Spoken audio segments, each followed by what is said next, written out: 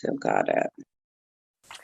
Hi, I'm Reneé Luciani Sena. Welcome to Visible Panty Lines, aka VPL the Pod. These are transparent conversations of inspiration, encouragement, and overcoming adversity.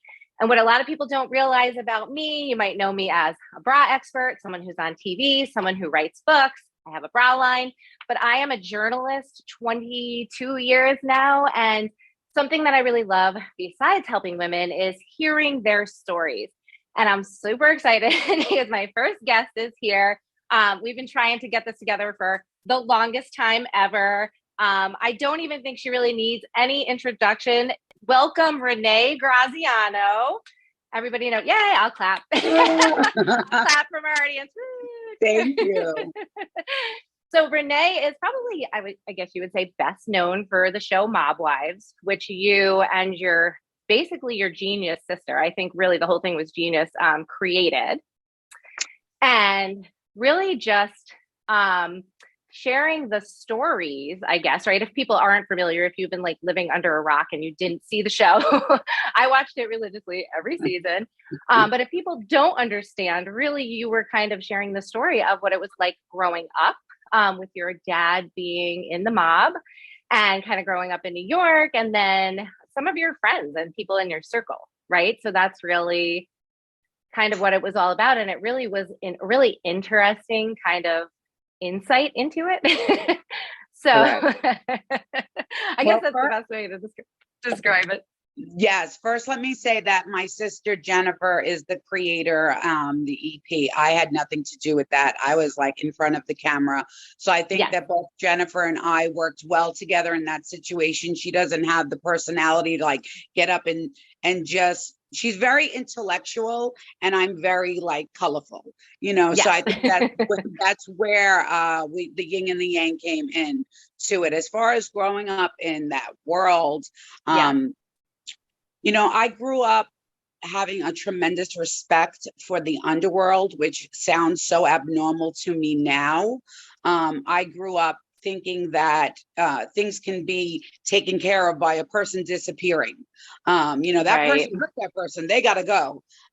Today, I could tell you I'm a different person than that. I love my father. My father, it was a man's man. He passed 3 years ago. Sorry. Thank you. And since then, I've dealt with a lot of difficulty trying to find my own self because I was always Anthony Graziano's daughter. Identified, as that, So with you are Reneé. Yes, absolutely. You're not just Anthony's daughter. Correct. And I'm not just a mob wife. And I think that's what people don't know about me as well. I'm way more than that. Although I have no complaints about my upbringing. Like I loved my lifestyle. Actually, it's a complaint. It would be an adjustment, not a complaint. Everything my father did, he did for his family. So that's where that loyalty for me comes in. Like I had a father who taught us how to, respect and that loyalty. The problem with that being taught that is sometimes you pledge your loyalty to the wrong people because you think you love them. And that's speaking on my ex-husband. My loyalty was so great. And we saw that play out in Mob Wives. My loyalty to him was so great that I was blinded by the fact that he was a confidential or a federal informant, rat, as I would like to say. What? Right. Wow. Yeah. Right. So had to have been hard. Yeah, it was very hard because there was also a lot of physical, emotional, mental, and sexual abuse happening to me. But because I was you tell me I can't tell, I didn't realize I should have told my father. I should have told somebody. But when you believe what you're being told, don't ever tell. It makes you a bad person. You're a rat. No one's going to trust you. I kept that to myself. So that's the one thing that changed my outlook on my lifestyle and on my loyalty. I wasn't being loyal to myself. And that right there, in the last, I would say even more so in the last 30 days, I can't even tell you how much that has shifted for me about the loyalty to myself before somebody else without being selfish. Yeah. And it's not selfish.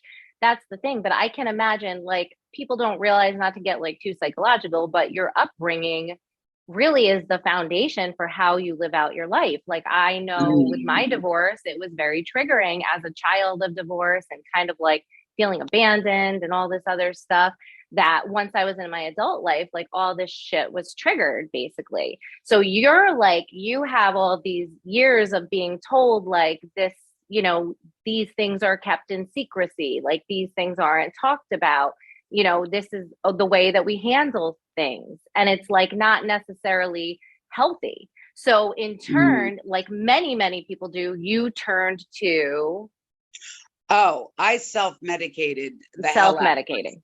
It wasn't just self-medicating though, Jenna. It started with, my addiction started with power. It started with men. It started with a lifestyle. Like drugs was the, like, and you know, I grew up in the era, it was the champagne and cocaine era. It was like the thing back then. But it wasn't until I started experiencing, you know, learned behaviors. I have learned behaviors. And at 53 years old, I'm still trying to unlearn those behaviors. At 53 years old, I'm still not 100%. At 53 years old, well, I look good at 53. You look amazing, by the way. Thank you. But you're still not that old. I have to attribute that to recovery. You know, I have battled my addiction, and my addiction just is not drugs. Like I you know, people put me in the box of that. No, there's most people are addicted to multiple things. Like once you start connecting the dots, you're like, oh, I've had this my whole life, even if it wasn't drugs or wasn't alcohol at that time. Absolutely. Like you said, yeah. It's, you know, shopping, men, attention. Like people are addicted to getting attention. I was addicted to being depressed at one point in my life. Like it felt so much better to be depressed, and it felt so much better to be in an unhealthy relationship because that was more normal to me. I was addicted to bad men. Like, you know, you know, Xanax for me was my solution. It was just a solution. It was a coping mechanism. Yes, I'm an addict. I understand that, but I would tell you that there's 15 other things ahead of Xanax for me. That was just at the very end of using. For me, I wanted to bury myself but be alive, and that's like super real. I can't even believe I just said that, but I did. I wanted to completely be visible to what society wants me to look like physically. So plastic surgery, that became a thing with me. You know, I want to be this beautiful person, but I don't want you to be able to touch me on the inside, because the inside was so raw that the mere idea of someone maybe giving me a kiss on the forehead or touching my skin would make me feel like an alien, and like I just don't want to breathe, you know. And that's very sad for somebody who's like me. I grew up like one of the happiest kids, and very rambunctious and hyper, and like the cheerleader, and, you know, so positive, to becoming cold, and not cold. I could never be cold, but negative. Like, you know, and that's the world. That's that mob world. You know, when you see death, when you go to more funerals than you do weddings, your brain is like, oh, death, that's normal. Oh, that guy got shot. Oh, that guy got blown up. Oh, they found him in a trunk. Oh, he must have did something bad. That is, you know, I don't want to curse. I don't know if I'm allowed to curse, but feel free. That's fucking sick. That's a twisted brain. So for me, I had to numb out on so many things. When my father went to jail, the first time was just for a few years. The second time, it was 12 years. The third time, it was like another 3 years. You're numbing yourself. And my father never once abandoned me, but I just learned something the other day with my therapist. You know, I've never not been there for my son. Monetarily, my son has had everything, you know, physically present. But I wasn't always mentally present. Right. How could you be? Right. But that, and this is very upsetting for me to say, but I think I have to say it out loud so I can actually understand the serious, forgive me for getting emotional, to understand the seriousness behind it. That's also a form of abandonment. Like just because you're there doesn't mean that you're there. And so true. A therapist said that to me in the beginning of Mob Wives, like in one of the few episodes, and I literally got off my chair and almost choked the shit out of her because how dare you tell me my father abandoned me? How dare you? My father didn't abandon me. My father did what he had to do. Right. In a way, it did affect me. Yeah. Why I latched on to people is because I was afraid to lose that male figure. And my father to me was the greatest of all times, but it affected my mental state. And it made me insecure. And people would look at me and never think that I was insecure. You know what I mean?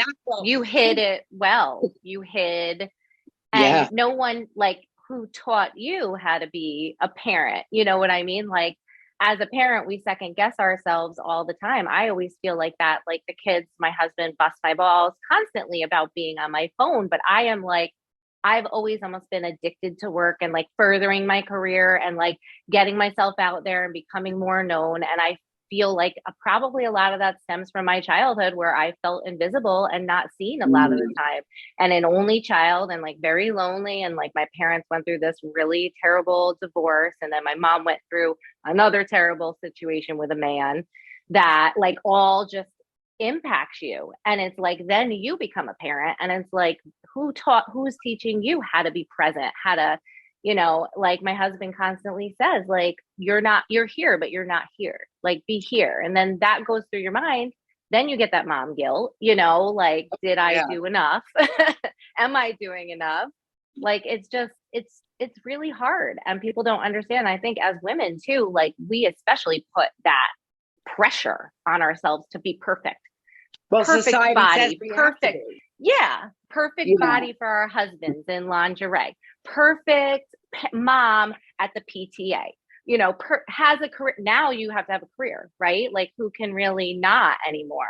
So like add that on top of it. It's like, it's a lot of pressure. Like, of course, I'm always joking like with the Prosecco, like every night, but it's like, that's my time. That's my only time where I like sit down and it's for me, where I'm like drinking my Prosecco, maybe watching like a Netflix show.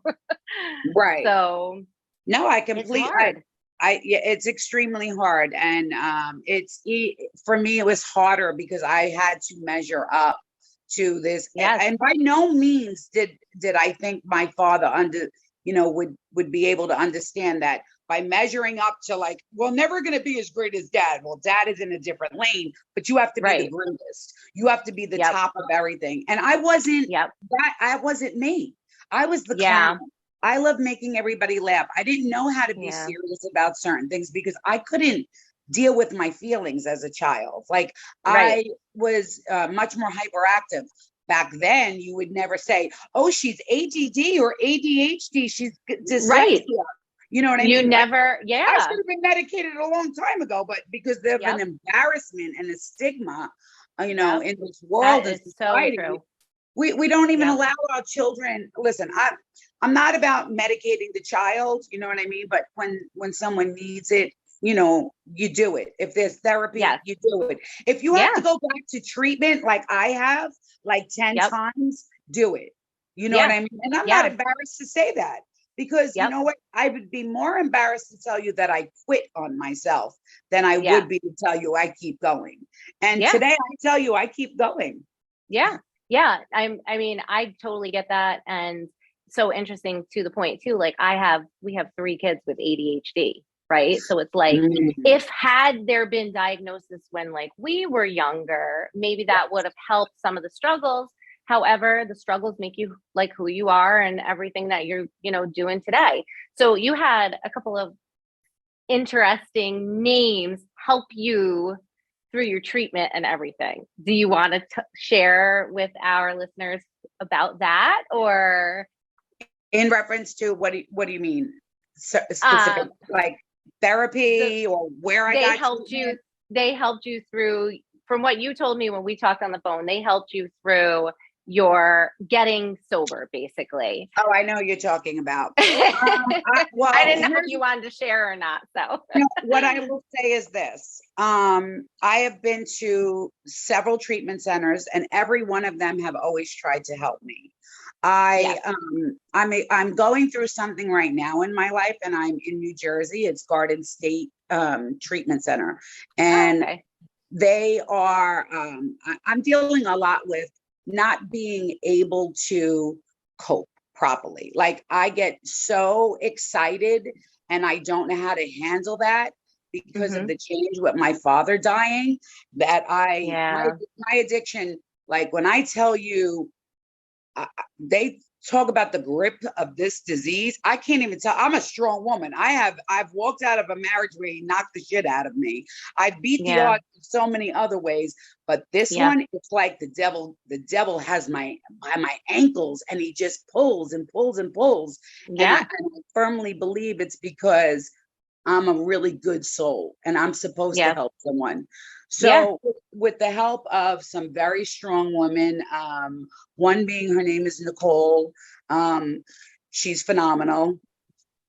She's sitting across from me. I'm going to actually start to cry. Aww. So hi, Nicole. Hi. Nicole has like a hard exterior like I do, and I am so nervous someone isn't going to like me. And that's like part of it. So one day I walked up to her, I'm like, why don't you like me? and I kid you not, we were in the supermarket and we started talking, and I cannot believe what a connection I feel with her and the strength that she actually supplies me when I see her walking down the hallway. She stands her ground. She's firm in her recovery. She's firm in her position here. She's a woman that you look up to. Sounds like an amazing person. Absolutely. And I have a therapist. We all need a Nicole in our lives. We all need a Nicole, and we all need a Mary, because Mary is my therapist. And let me tell you how God and my father are working from heaven. So I have a hard time like getting with the therapist, because you're never going to understand my background. You don't come from what I do. Right. That's a good point. I do that. That's the facade. That's the facade. So you can't get inside of me, and I'm not going to allow you. And you can't talk about my father, because if you talk about my father, let me tell you, do you know what? My father is born November 12th, 1940. Yesterday, I'm in therapy. And Mary and I are talking. I go, when's your sign? She goes, I'm a Scorpio. I go, what's your birthday? She said, November 12th. No way. I swear on my grandchildren. P.S. My dad's a Scorpio too, and his name is Anthony. I just have to tell you that he's November 21st. Oh, you're reverse the numbers. Right? That's why I'm like, it's so crazy you're saying this right now. I'm getting signs wherever I go. Wherever I go, he's helping you, no doubt. Everywhere I go, I see AG. It's just, I think, my first meeting. You're on the right path, basically. Yeah. He's telling you this is where you need to be. Yep. Sit. Yep. Stay. Yep. Don't be embarrassed, because my two sisters are extremely strong, but I don't know many people that can be an addict, and they don't realize how strong addicts are. Addicts that go to recovery are some of the, like, come to treatment, or some of the no doubt people I have ever experienced. No doubt. Because the adversity that we face is it's different, but the same as a child with special needs. Yeah. It's different, but the same as a person coming out transgender. It's different, but the same. We're facing, we're not normal people. We're not. But it's also not normal that you are a celebrity. You are famous. Right. And you are openly sharing that. And that's a lot of people in your position would spend a lot of money to try to cover it up or not share it with the public. And that's what I love too. Like, I follow you on social media. Obviously, we chat on social media all the time. And like you, of course, there's tons of haters, trolls, like the people that come out, and you like don't ever, which I love, you don't ever address them. You don't ever try to convince them they're wrong. You just keep on going. You do your thing. You're you on there. You do your dancing, like you're posing, whatever you want to do, you do. And you're like open. So it's like, yes, you may have this hard shell or you feel like you don't want people to see you on the inside, but you, in my opinion, you actually are very open. Like you're, you know, not sitting here saying, no, I'm perfect and I'm this and that. You're you. And that I think is a beautiful thing. Like those are the people that I call light workers. Like I consider myself to be a light worker. I consider you to be a light worker because you are showing other people like, hey, we all have flaws. Doesn't matter how you grew up. Doesn't matter if you're famous. Doesn't matter if nobody knows your name. You are you, embrace you. And it's okay. It's okay. Absolutely. And I like really respect that. I so respect that about you. Thank you. A diamond is brilliant because of all the facets. You know, I have many facets. You know what I mean? And sometimes rough around, hardest stone there is, rough around the edges. That need polishing. You know, you need polish. And I'm not perfect. You know what I mean? You know, my nose is the doctor made it that way, but I'm not perfect. Same girl, same. But you know what I mean? And that's the one thing I have to tell you I do love about myself is I'll joke about it. You know what I mean? Yeah. Sometimes I had to realize that at particular points in my life, I was joking about myself to try to get myself through the pain, but I was hurting myself more by being the butt of jokes, no pun intended. Yes. You know, and it's good that you're aware of that too. Like to be aware of that. If I went through that sort of thing too. Like, hey, if people can laugh at me or with me, they're not laughing at me. Right. Like it's like you're part of the joke, you're in on the joke. It's all a defense mechanism. It's all a defense mechanism. But what I realized is I don't, you know, I was skeptical about saying what I did about, you know, treatment center and everything. But if I don't say it and I don't pay it forward to somebody, I'm not going to receive it on the levels that I can. So my job, and I feel that this is a job given to me by God, is to help save someone else. I firmly believe that all of my life, if you had asked my mother, and I would love for you to ask my dad, but unfortunately, they'll tell you I've been bringing people home. Oh, daddy, they don't have what we have. Oh, mom, you know, it's just something, you know, it's like an innate sense inside of me that says, hey, God gave me extra. Let me share it. Yeah. So, you know, there's also that in the Bible, God gives his toughest battles to his strongest soldiers. My son is one of them soldiers. Absolutely. And that for me, I did that. Even with the addiction, I built him. You know what I mean? It's always been me and him. Just you and him. Yeah. Right. Single mom too. That's another challenge to add on to everything else is raising your son, you know, and then also you kind of did it in the spotlight. You were, you know, being filmed while he was being raised, those like formative years, where he's messing up and stuff, but he's doing it on camera, you know, it's like so unique of a situation. I'm so blessed to have AJ. You know, AJ says to me that, you know what else you taught me, Ma? Not to do drugs or not to stay in depression. And his father definitely taught him not to do drugs and drink and be disloyal. You know what I mean? My son got many life lessons at a very young age. And I'm super proud. He has 2 children. Your grandma. A glamour. And then soon you'll hear a little bit more about families expanding. Ooh, but she has to announce it before me. I love like it. I just did. But I am excited to be a grandmother to my grandchildren. I'm excited to be where I am today in my recovery. I'm excited to say, hey, let's stop bullying people. Like I know I was bullyish on Mob Wives, but I saw something about Garcelle's son from Real Housewives. Oh my God, yes. It is devastating. They were really mean to her son about him. Yeah. You know, and he said, I didn't sign up for this show. And it touched, it hit home for me, for my son so much. So, you know, much love and respect to Garcelle. And she's a way more classy mom than me, because I would have been up to school ready to fight everybody's mother. I want to tell Garcelle, if you need someone to do the dirty work, please call me. Mother, I'm right here. Right. I love that. That is so funny. Well, okay. So sorry, I didn't mean to cut you off. I just want to make sure that we get a chance to talk about, because I know you're, amongst everything else that you're doing, you're developing a clothing line, of loungewear. So you have like all this stuff going on. So what should we look for? Where can we buy it? That sort of thing. Okay, so it's in development right now, and it's So Reneé by Reneé Graziano, and it's just me. I grew up loving ostrich feathers and like the 70s. Me too. Like my mom looked like Raquel Welch when she was young, gorgeous, and always had this extravagant way about her. And that's the mob Reneé. That's the very, oh, look at me, the Hollywood. Actually, let me change that. That's the Hollywood Reneé.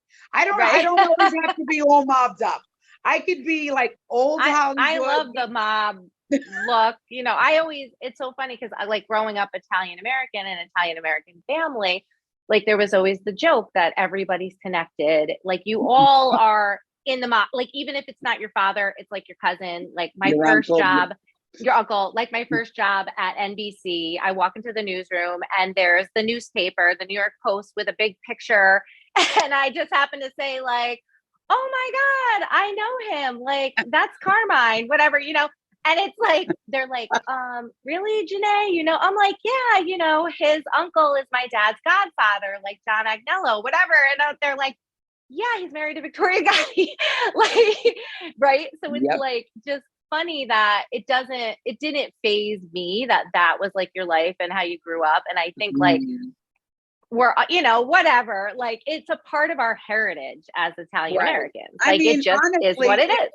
It was a part of history. The mafia was a part of history, but it's not going to be my legacy. It's not going to be what I want people to know. You want people to know you for you. Who is Reneé? Right. Reneé is way more than a mob wife. I'm an author of 3 books. I'm a grandmother, a loungewear line. I'm a life coach. There is so many, like I said, I'm that brilliant diamond with all the facets. And I'm when is the lounge line? I got that North Star shine going on. Right. You do. I love it. When is the line coming out? It'll be out yet. It'll be out by December, maybe sooner. Oh, perfect. Yeah, on your website. Sooner on the website, which is going to be a whole new introduction to everything. So the website isn't fully prepared yet, but when I have it, I will come back on your show and we will talk about it. Perfect. Yeah. I know. I feel like I definitely need to have you back because I feel like I would love it. There's so many more things that we want to talk about, need to talk about, could talk forever.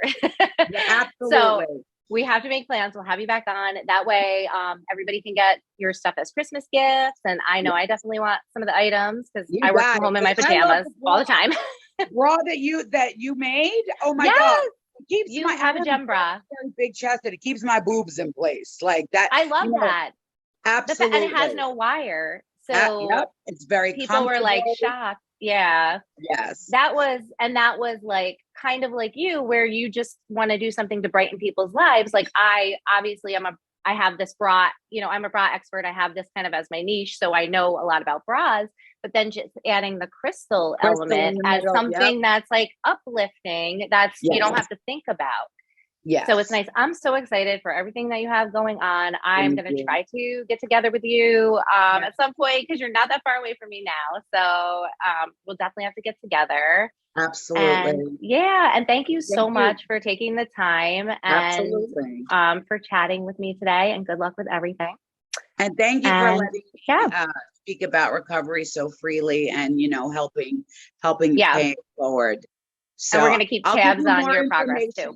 I'll give you some more information on the treatment center, on places that people can go, hotline numbers that we could put up at the same time. Yeah. And where can people follow you? It's just at Reneé Graziano. I think you're Reneé Graziano. Yep. And my TikTok is real Reneé Graziano because I'm like a little kid on TikTok now. Which is so fun. I watch your stuff every day. I'm like, what's she going to be dancing to today? What's she going to be wearing? You always look so happy and like, that's where and, the lounge came in. I'm like, I love the silky thing you had on or whatever, the little set. I was like, yes, I need that one. Oh, good. Perfect. Yes. Thank you so much. Thank you so much. Thank you. Bye. Bye. And you've been listening to Visible Panty Lines, VPL the pod. A new episode drops every Sunday. And so be sure to tune in, share it with your friends if you liked it. Lots of really cool guests coming up, and have a great one.